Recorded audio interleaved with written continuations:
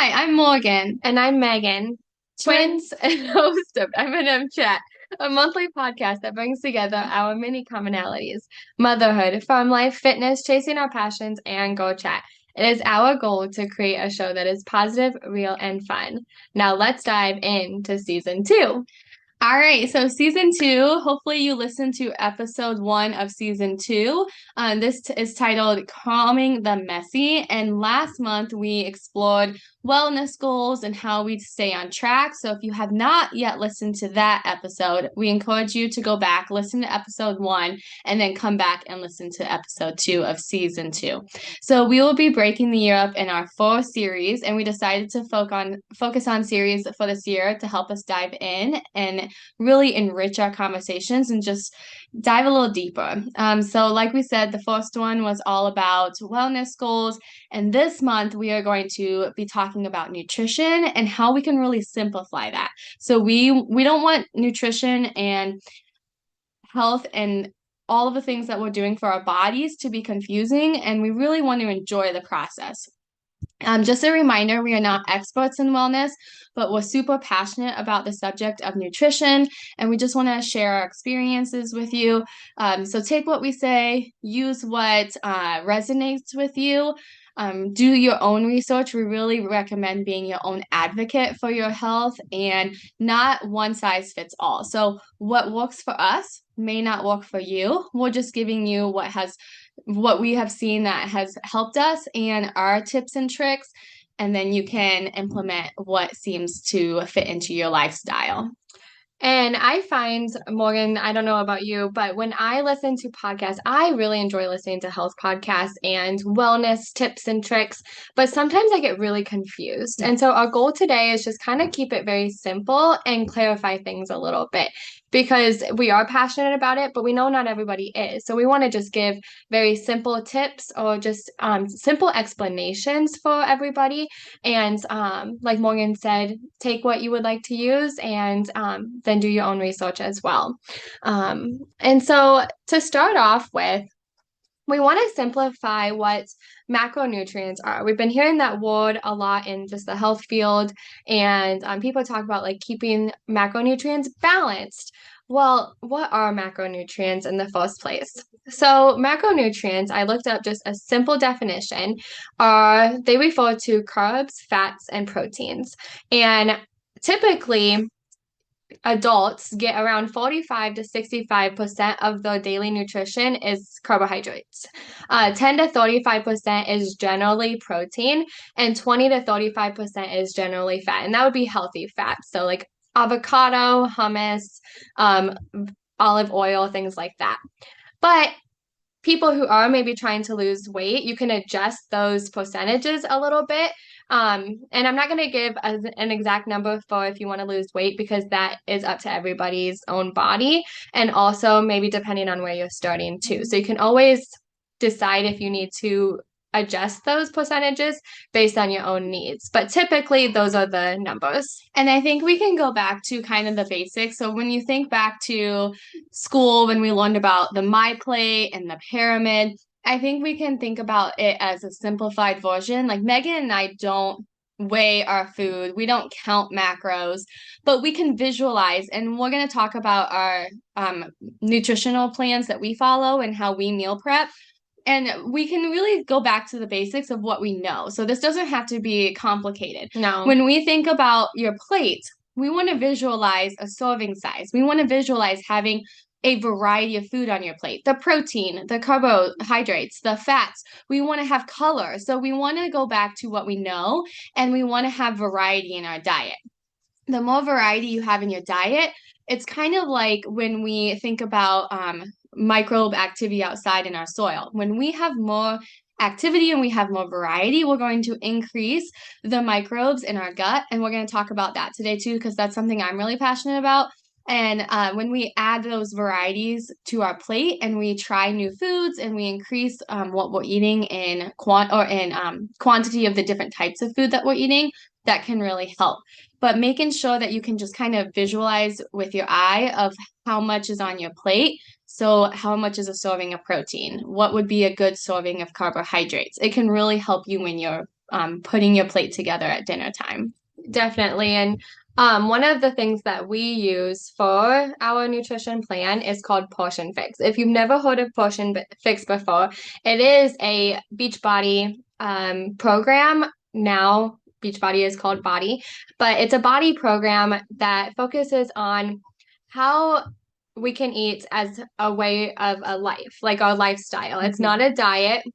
It's more of an educational program, actually. Like it's teaching really is. what proper nutrition is. And I just have learned so much about like really what is healthy foods. And sometimes I'm surprised about like, oh, I thought this was healthy, but it's really not. It's more processed than I thought, or it's got more added sugars in it. And so it's just been a really great learning experience for me to go through Portion Fix. But it's also in general just it's just a well-written approach to health and healthy nutrition. So, for example, it has the focus of portion control. It has the focus of not cutting out any food groups, so then you're not depriving yourself. It really encourages eating whole foods. And then once again, it has the balanced macronutrients without counting the macros. That's what I love about this program is that it takes the work out of it and it takes that guesswork so that we don't have to sit there and do this every day and measure things out. Because as busy moms or as busy career and daily life activities get, it's nice to just be able to go through a program that everything has been calculated out for you, and it helps you to once you like Megan and I have dived into this program a couple times, and it's actually one that I just go back and refresh every so often, because in the beginning they actually give you little containers that you can measure your food in so you can start to visualize what a proper portion is. And then once you kind of understand that, like I don't use the portion containers all that often anymore because I can visualize with my eye what a serving would be. But if I feel like I kind of need to get back on track, I do have those containers that I can go back to what I know. I can go back and measure out how many greens I need, how many carbs I need, and things like that. And what I really like about this too is they focus on adding things into your diet, like you said, and not deprivation. So adding in those healthy yellows, the carbohydrates, adding in, like I had never tried hummus before we did this program. I hadn't either. Adding in those healthy fats. Yeah. And so Morgan, for people who don't know what you mean by like telling you exactly how many carbs you should have or how many veggies. So you said there's an equation. Is that equation pretty easy to use? Yep, it's just a one-line simple equation. You put in a couple of numbers like your weight. You put in a few different things. They do a couple division equations or math problems in there, and then it calculates for you what based on what your goals are. So if you want to maintain, if you need to put on a little bit of weight, if you're underweight, and or if you want to lose weight. So it tailors to you what your goals are, and what you as your health priority, how you can best fuel your body to reach those goals. And so I've actually used the equation a couple different times. Like for example, when I was pregnant, I used the maintaining equation, and I actually even bumped up yellow to increase my and especially when I was breastfeeding too. Yes, yep. There's a whole section on like being pregnant or postpartum, and you adjust the amount of servings you have for each of those different containers. So vegetables, fruit, protein, carbs, you adjust it based on the life season you're in, which is really nice that it has all of those customizable options. It also takes into account if you're doing a workout or not. So if you are doing a moderate workout program or if you're doing a really intense program, that's going to change how much fuel your body needs and how much energy your body needs, which I really like. Yep, I agree. And you can do this with your family and make it a whole family approach, because I make a lot of meals that follow the Portion Fix model for our family. And Tyler, I was kind of surprised in the beginning if he would be on board with it or not. And he loves most of the meals that I find in the recipes, and just making a few tweaks. We're going to talk about some substitutes that we've made over the years. And it's not 100% all the time. Like Mm-mm. I still go to Mexican and have chips and queso. Yeah. But making a few healthy swaps, Yes. Tyler's actually been pretty open to that. And then same with Dean, switching his Greek yogurt, having Greek yogurt instead of having like the more sugary, fruity yogurt. And but maybe adding a little bit of peanut butter to it, so it's a little bit more kid friendly. So like there's some swaps you can do. Or having pure maple syrup instead of pancake maple syrup. So we're going to talk about some of those. So Megan, do you believe it's pretty user friendly? So, because I know Kyle's a little bit pickier than Tyler. So, what's been your experience with implementing this? Because we've been doing this now for a few years. You have some experience under your belt. Yeah, so kind of the same you said with Tyler being pretty open-minded at first. It was probably a little bit tough. I'd make a Fix8 recipe. So Fix8 is it's kind of like a TV show in our member library that has recipes, and then they record the recipes in video. So you can either watch it or you can look at the PDF. And so it's just like an online cookbook is really what it is. And so I have made a ton of our Fix8 recipes.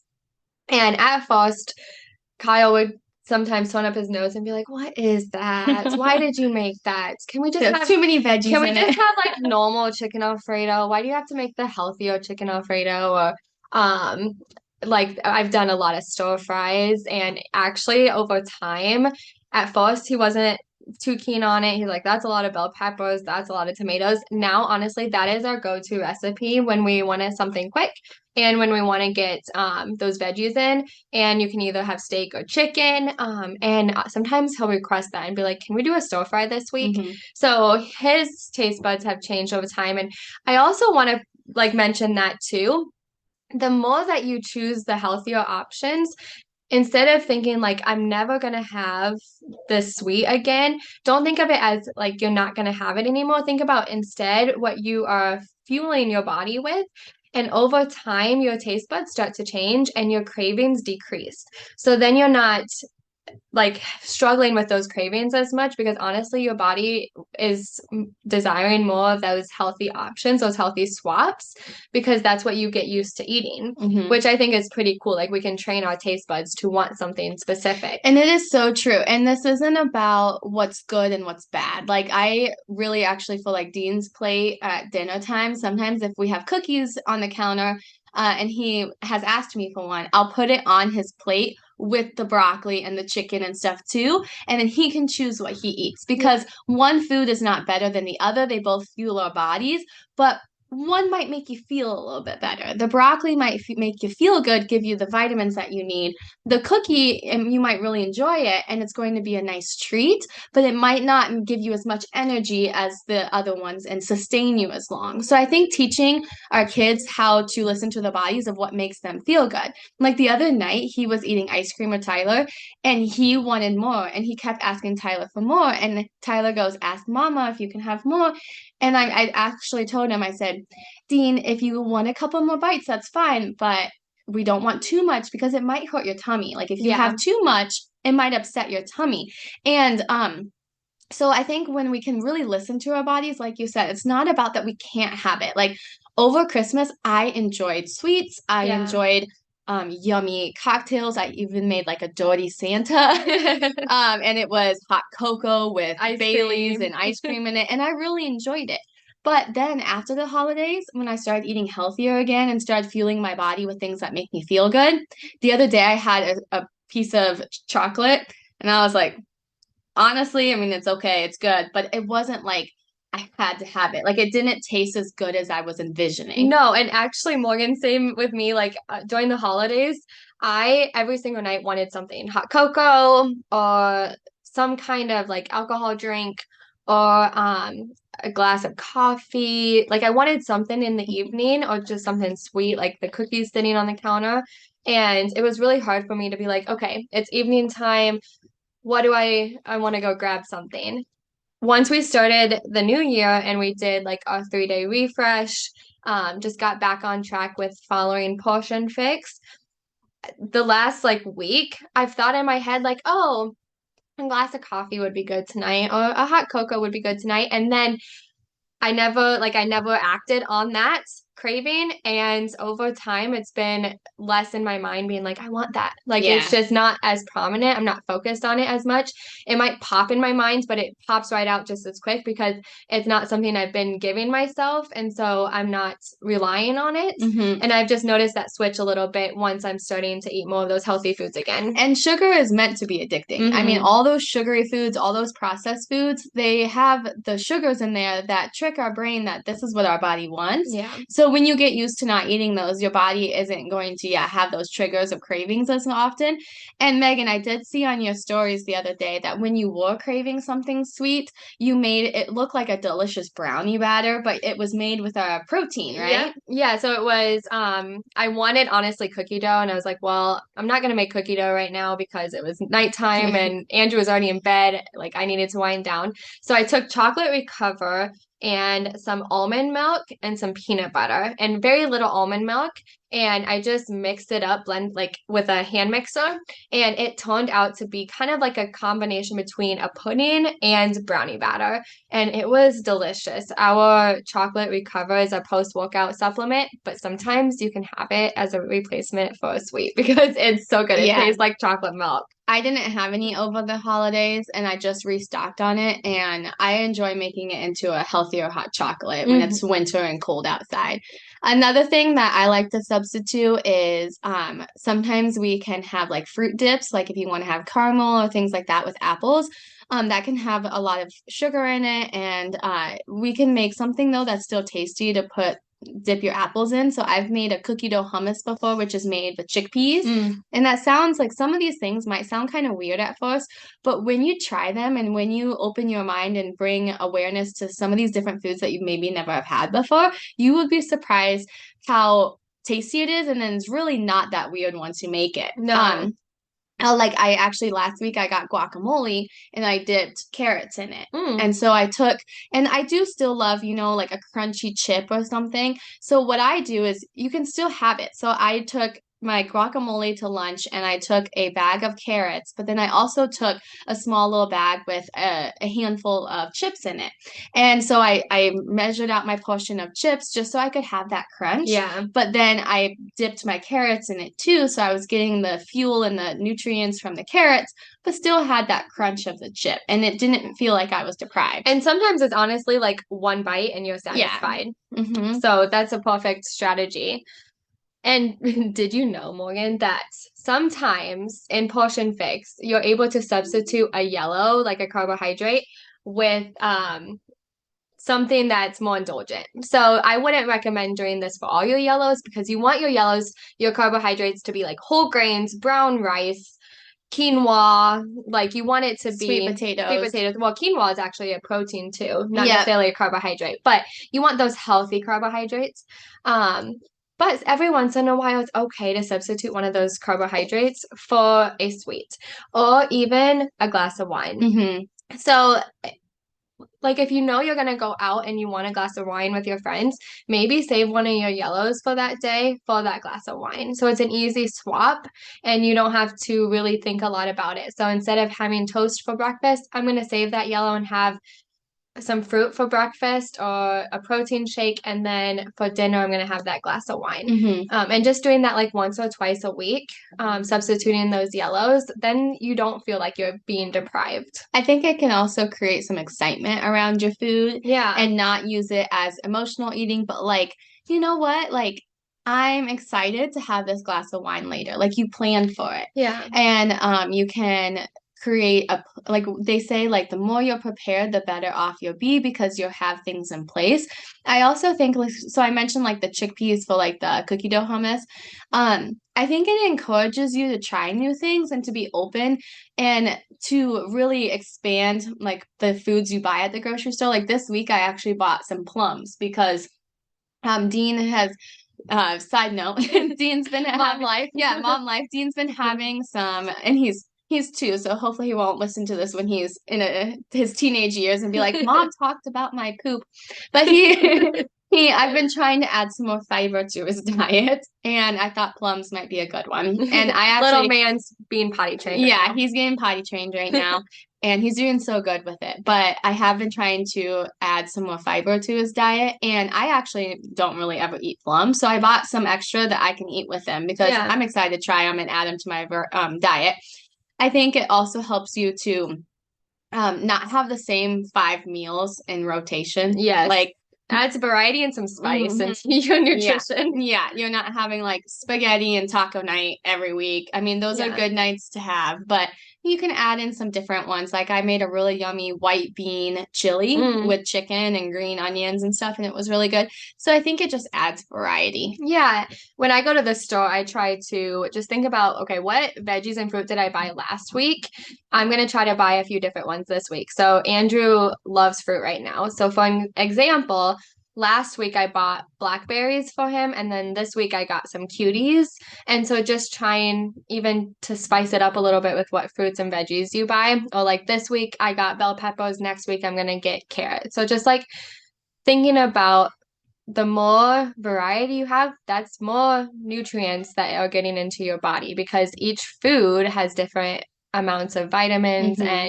and you're going to get a different source. Even like from the color, like they say carrots and orange foods are really good for your eyesight and your skin and stuff like that. And then more of the leafy greens are really good for your fiber and digestion and stuff like that. So I think Switching even up the color. the colors, and they say eat a rainbow. Like if you always buy green bell peppers, maybe this time buy red ones. Yeah, yeah, even just changing the color of the bell pepper, I agree.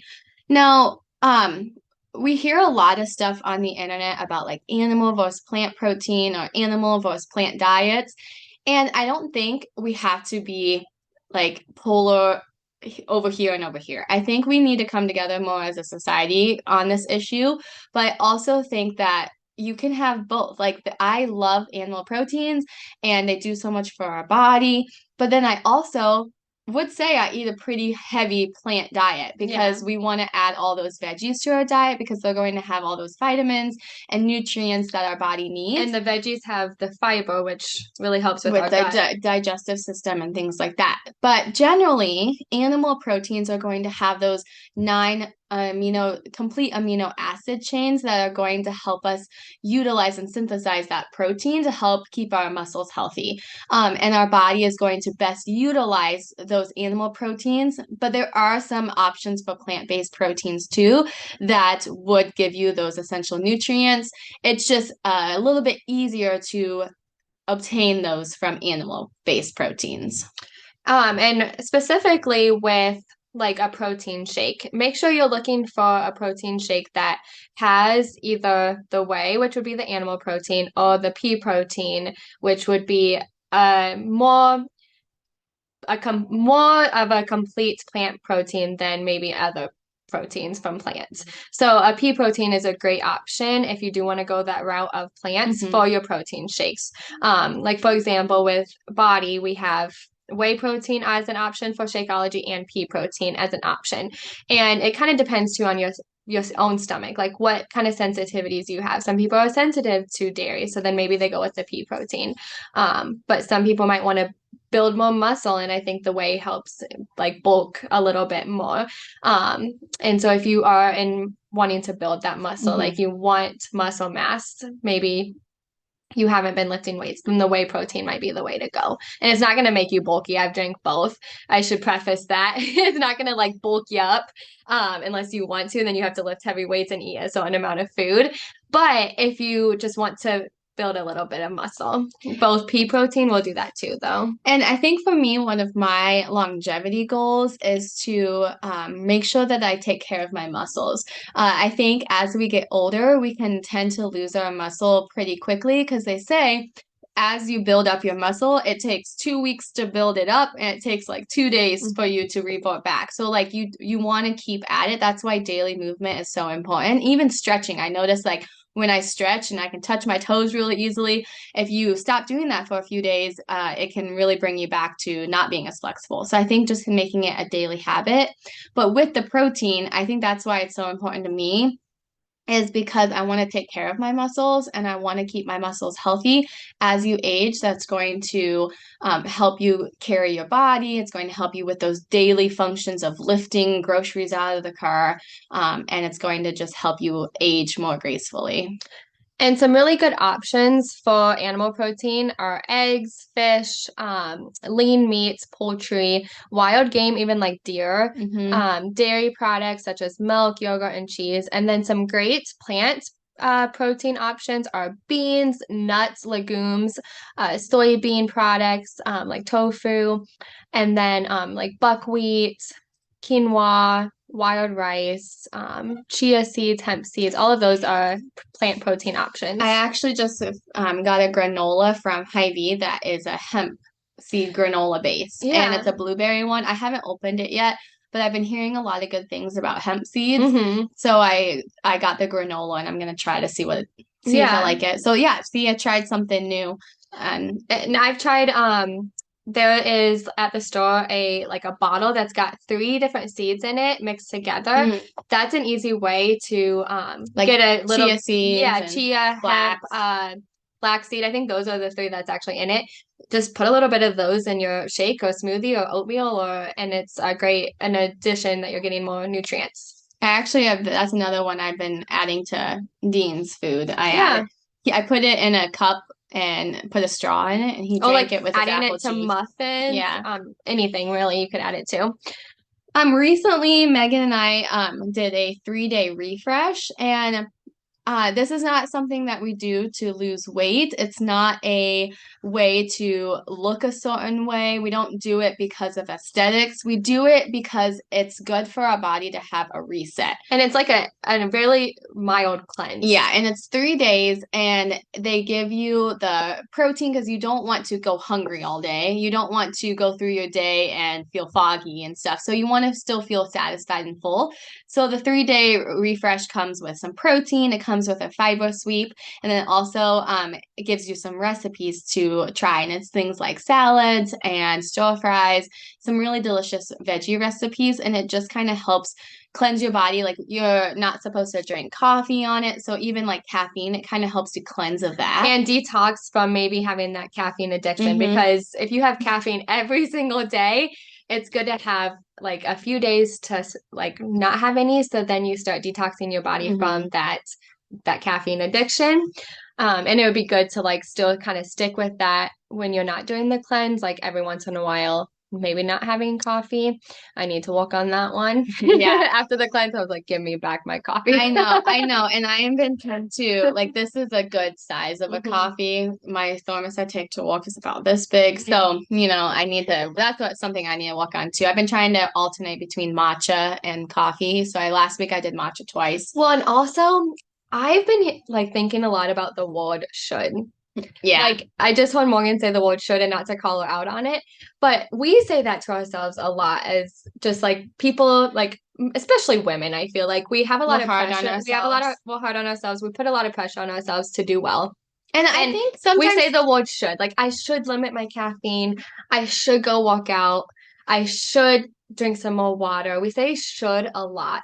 And should is actually, negative. It's a negative. And it's actually, I feel like, a little bit toxic, because it's like what you you're never doing, feel like you're good enough. Yeah, what you're doing, you're putting out into the world that what you're doing is not good enough. Yeah, and it's like we can take steps and actions, but we shouldn't feel bad. Like, and if we have a cup of coffee every single day, we're still doing things that are healthy for our us. body. Yes. So we should. You're right. We should. I just said we should. We should feel good about ourselves. No, but that's so true. We need to give ourselves grace, and we need to enjoy what we're doing. And if I enjoy my cup of coffee, because that's the thing, I honestly, maybe I should get some. It's a habit I need to break, apparently. Me too. But like, it's not even the caffeine that I like. It's the warmth of it. It's the creaminess. It's the ritual of every morning getting a cup of coffee and kind of brightens down. your day. And especially if I'm working at my desk at work, I want to have something warm to drink. Yeah. So I think that's the main. It's more of like the idea of it. And so if I enjoy it, then it is what it is. Yeah, and every once in a while we do the cleanse to help kind of detox our bodies from it. But if it gives you joy, then I don't think you have to completely cut it out of your life. No, we were talking about wine. I Yeah. enjoy going out with friends and having like going and visiting wineries and stuff. Like, heck yeah, I'm gonna do Yeah. that.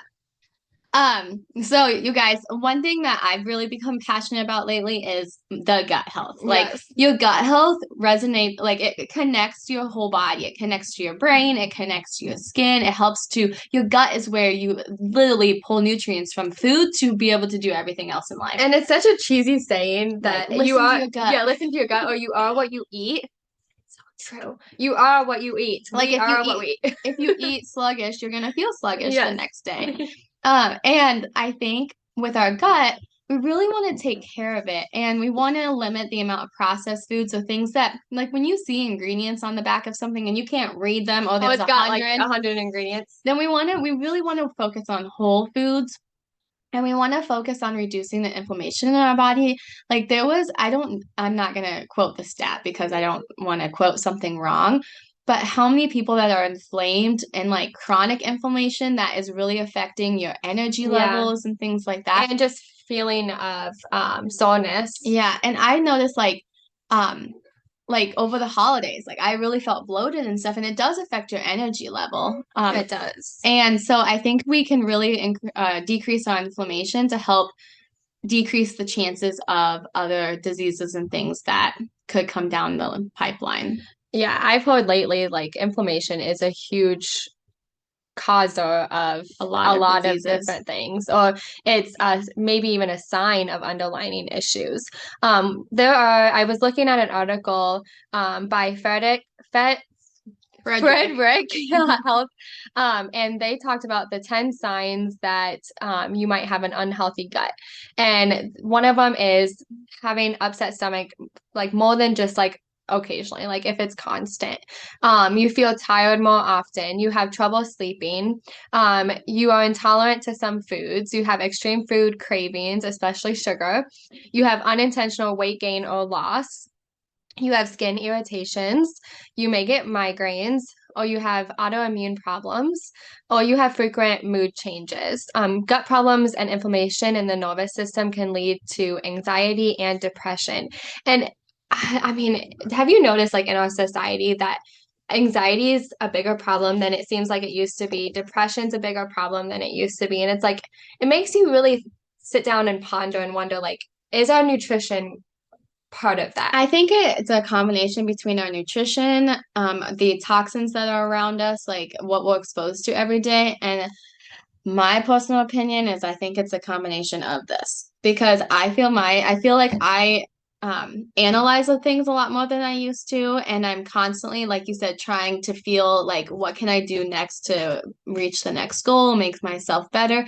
And I don't remember thinking those thoughts as much when I was in college or high school when that phone wasn't as prevalent to me. Yeah, yep. I think that's a very big factor of it, of anxiety and depression. I think we can compare ourselves a lot on there, but I also just think that we have a lot of expectations going on that device. But I do think our food really plays a big role in it too, because I think it's all of those things combined. I think I we think so need to go too. back to the basics of what we know, getting outside, getting in nature, working with our hands, getting off the devices and Physical technology so activity, much, getting physical activity, fueling our bodies with whole foods, not as much processed. keeping it balanced and variety, not eating the same things. Mm-hmm. Yeah. I noticed like I have talked to my stories quite a bit about, not quite a bit, but a couple times about like my skin. Mhm. And I think that for me it's like hormones, and it might be a little bit of gut because it just said on there like skin blemishes and things that might be causing from your gut health. Yeah. And so that's one thing where I've been focusing on is with my gut, but I also think it's hormones and balancing hormones, and we don't know a Stress. whole lot about hormones either, I feel like, and there's so much confusing stuff on that too. But for I wish they me, would talk more about hormones in school. I think they just need to talk more about this stuff in general. Yeah, health And like since most of the time it's probably gonna be women listening to this podcast, but like even like your monthly cycle and stuff, like we don't, as women, we don't get taught anything about that besides that you're gonna have it once a month. yeah, it's very basic And I've been teachings. reading a lot about that, and they really say that your monthly cycle is a report card for what your health is. I believe that.